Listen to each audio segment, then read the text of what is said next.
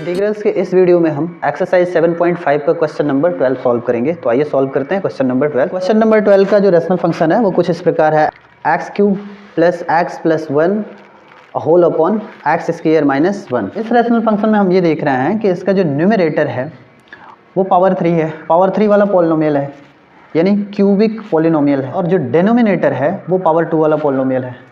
क्योंकि आप जानते हैं कि अगर न्यूमरेटर का पावर ज़्यादा हो, न्यूमरेटर के पॉलिनोमियल का पावर ज़्यादा हो, डिनोमिनेटर के पॉलिनोमियल का पावर कम हो, तो फिर ऐसे रेशनल फंक्शन को हम ऑड रेशनल फंक्शन कहते हैं, यानी विषम परिमेय फलन कहते हैं। और इस तरह के रेशनल फंक्शन को हम पार्शियल फ्रैक्शन में चेंज करने से पहले डिवाइड प्रोसेस द्वारा इसको पहले प्रॉपर रेशनल फंक्शन में चेंज कर लेते हैं। तो डिवाइड प्रोसेस कर लेते हैं ताकि ये प्रॉपर रेशनल फंक्शन में चेंज हो जाए। x³ plus x plus 1 divide x square minus 1। Divide process में करते क्या हैं कि पहले पद की तुलना पहले पद से करते हैं, है ना, और ये देखते हैं कि इनमें और इनमें कितने का अंतर है। जितने का अंतर होता है या जिन चीज़ों की कमी होती है उसको हम यहाँ क्वोटिएंट में लिख लेते हैं। तो यहाँ हम देख रहे हैं इसका गुणांक 1 है और इसका भी गुणांक 1 है, यानी दोनों के कोएफिशिएंट इक्वल है, तो फिर यहाँ कुछ देने की ज़रूरत नहीं है, मतलब वहाँ 1 ही दे देंगे या 1 नहीं भी देंगे, क्योंकि हमें यहाँ एक वेरिएबल लिखना है, वेरिएबल में कमी पड़ रही है वेरिएबल के पावर में, तो इसलिए हम वेरिएबल से पहले 1 नहीं ही देते हैं, आप लोगों को पता है। तो x पावर 2 यहाँ है और यहाँ x पावर 3 है, तो जब वेरिएबल की हम तुलना कर रहे हैं तो हम ये देख रहे हैं कि यहाँ का पावर कम है और यहाँ का पावर ज़्यादा है। तो कितना कम या ज़्यादा है? 1, तो इसलिए हम यहाँ x लिख देंगे और इसका मल्टीप्लाई इन दोनों से करते हैं, जितना आता है फिर यहाँ लिखते हैं। इसका इससे गुणा करेंगे x पावर 3 होगा, फिर इसका इससे गुणा करेंगे माइनस x होगा, सब्ट्रैक्शन करेंगे इसका साइन चेंज हो जाएगा, और फिर ये सेम टर्म है और इनके जो साइन है वो अपोजिट है, इसलिए ये दोनों एक दूसरे से कैंसिल हो जाएंगे। यहाँ x प्लस में है और यहाँ भी x प्लस में है, टर्म सेम है, साइन भी सेम है, तो इनके गुणांक को जोड़ लिया जाता है। इनका कोएफिशिएंट 1 है, इनका कोएफिशिएंट 1 है, तो 2x हो जाएगा, प्लस 1 लिख लेंगे।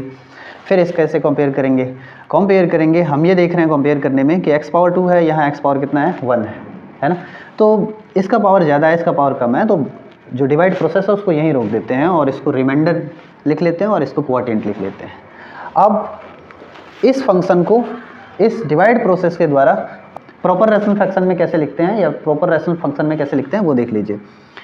x² plus x plus 1 whole upon x square minus 1 is equal to, यहाँ जो क्वोटिएंट होता है उसको पहले लिख लेते हैं, फिर प्लस लिखते हैं, रिमाइंडर होता है उसको यहाँ न्यूमरेटर में लिख लेते हैं, और डिवाइज़र जो होता है डिनोमिनेटर में लिख लेते हैं, मतलब रिमाइंडर के डिनोमिनेटर में लिखते हैं, तो एक्स स्क्वायर माइनस 1। ऐसा कर लेने से हमें इस ऑड रेशनल फंक्शन के 2 भाग मिल गए, जिसमें एक पॉलिनोमियल मिल गया, है ना, और एक प्रॉपर रेशनल फंक्शन मिल गया। तो प्रॉपर रेशनल फंक्शन को अब हम पार्शियल फ्रैक्शन में चेंज करेंगे, तो इस वाले पार्ट को चेंज करेंगे। इसको इक्वेशन हम 1 मान लेते हैं और लिखेंगे let 2x plus 1 whole upon x square minus 1। यहाँ हम ये देख पा रहे हैं कि इसका जो डिनोमिनेटर है वो क्वाड्रेटिक पॉलिनोमियल है। क्वाड्रेटिक पॉलिनोमियल में भी ये फैक्टरेबल है, तो पहले इसका फैक्टर फाइंड आउट कर लेते हैं। लिखेंगे 2x plus 1 whole upon x plus 1 into x minus 1। ऐसा हमने कैसे किया? x पावर 2 था, यहाँ भी 1 पे पावर 2 दे सकते हैं, तो ये a square minus b square type का हो गया। तो a square minus b square वाले फॉर्मूले पे हम इसका एक्सपेंशन कर लेंगे। एक्सपेंशन करेंगे तो a plus b into a minus b, जिसकी वजह से x plus 1 into x minus 1 हमें मिल जाएगा। अब हम आगे यहाँ लिख सकते हैं a by x plus 1 plus b by x minus 1, और इसको इक्वेशन मान लेते हैं हम 2, और इसको आगे सॉल्व करते हैं।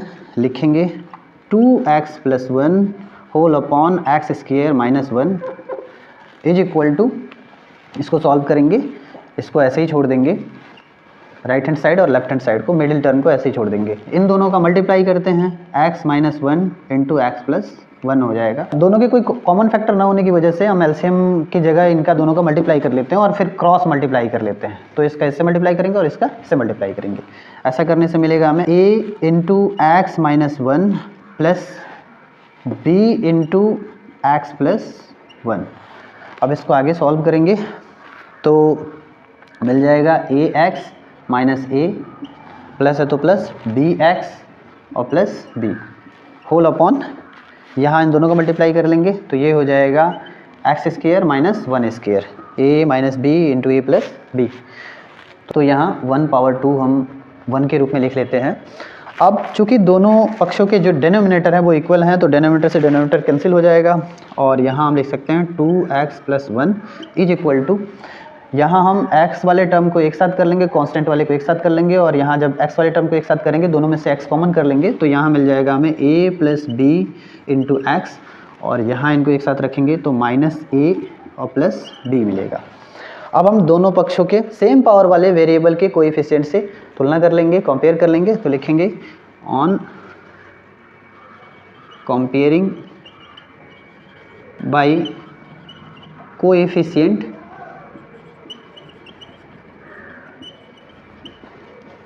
Of x of the both sides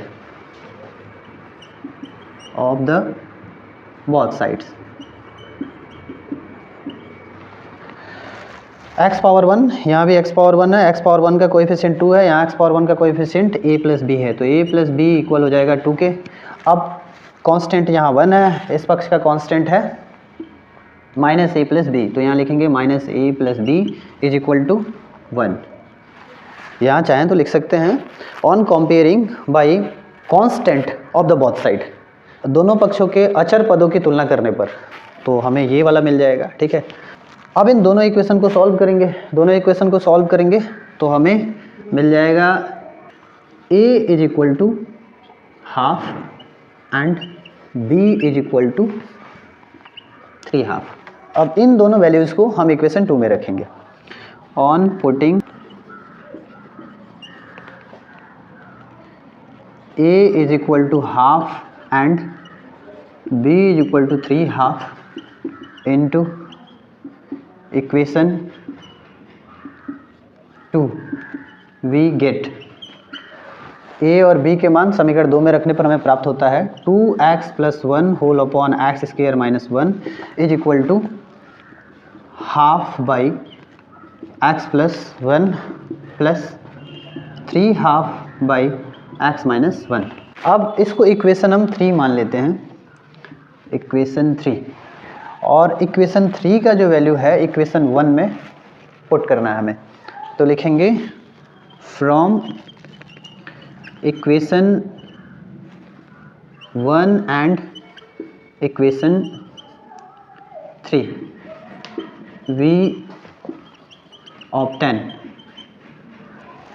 यानी समीकरण 1 और 3 से हमें प्राप्त होता है, क्या प्राप्त होता है, x power 3 plus x plus 1 whole upon x square minus 1 is equal to x plus, अब ये जो वैल्यू है 2x plus 1 whole upon x square minus 1, इसका वैल्यू इक्वेशन 3 से हमें मिल जाएगा हाफ अपॉन एक्स प्लस 1 और प्लस 3/2 अपॉन एक्स माइनस 1, तो यहाँ वो लिख लेंगे हाफ अपॉन एक्स प्लस 1 और प्लस 3/2 अपॉन एक्स माइनस 1।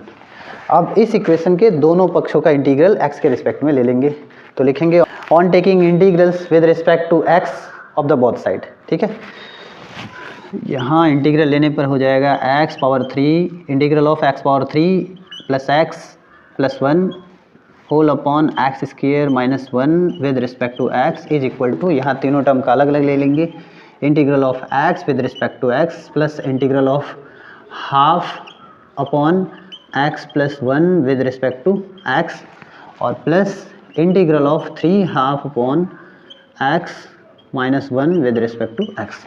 अब तीनों का अलग अलग इंटीग्रल फाइंड आउट कर लेंगे, इंटीग्रल फाइंड आउट करेंगे तो हो जाएगा x का इंटीग्रल x के रिस्पेक्ट में हो जाएगा 1/2 x पावर 2 और हाफ इधर कोएफिशिएंट में आ जाएगा, हाफ इधर मल्टीप्लाई के रूप में आ जाएगा, हाफ 1/x प्लस 1 होगा तो इसका इंटीग्रल हो जाएगा लॉग मॉड x प्लस 1 और प्लस है तो प्लस, फिर वैसे ही 3/2 मल्टीप्लाई के रूप में आ जाएगा, मतलब कोएफिशिएंट के रूप में आ जाएगा और यहाँ बचेगा integral of 1/x minus 1 with respect to x, इसका इंटीग्रल होगा लॉग मॉड x माइनस 1 और प्लस इंटीग्रल कांस्टेंट c। ये इंटीग्रल वैल्यू हुआ दिए हुए रैशनल फंक्शन का x के रिस्पेक्ट में।